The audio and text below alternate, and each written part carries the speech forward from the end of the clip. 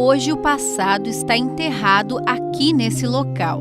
Do cemitério construído na década de 30, resta pouca coisa intacta, como esse túmulo de uma moradora ou esse monumento que enfeitava outro.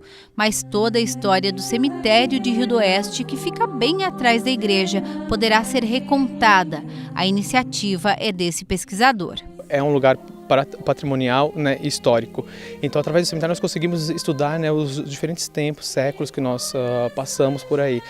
Principalmente na cultura germânica, na cultura italiana, nós conseguimos preservar e perceber através dos cemitérios os ritos que eram feitos no passado e a arquitetura que nós temos, então, principalmente dos cemitérios europeus que foram trazidos para o Brasil com esses imigrantes. Segundo pesquisadores, esse é um dos únicos cemitérios de imigrantes italianos aqui no Alto Vale.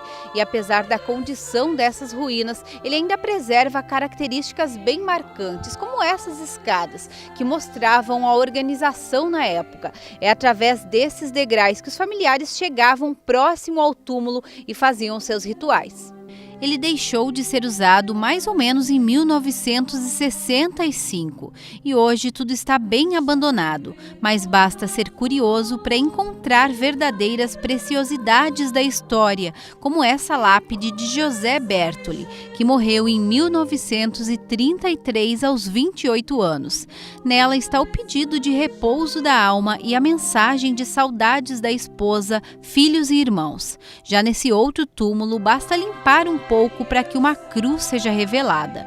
A ideia do Fabrício é transformar tudo em uma área de estudos e depois de visitação. Apresenta uma característica muito colonial, Você tem um lápis com adornos, anjos, não é uma coisa que hoje você quase não vê nos cemitérios atuais, não é? Você percebe que essas lápis elas são muito bem trabalhadas, elas geralmente contêm uma frase da família, uma frase de um livro. Se o cara é escritor, ele fala muito, Através do cemitério nós conseguimos estudar o passado. O seu Luiz é um dos moradores mais antigos de Rio do Oeste. Mesmo com 79 anos, ele lembra bem da época que o local era utilizado. Uma das características que chamava a atenção era a devoção do povo pelas almas do purgatório e pelos defuntos. Então, de segunda-feira, às vezes o cemitério estava cheio de pessoas que vinham peregrinar, rezar. Os avós dele foram enterrados no cemitério colonial, assim como uma das figuras mais importantes da cidade, o padre Dionísio Peluso, que era um dos 3 missionários da Consolata e que deu início às obras da igreja.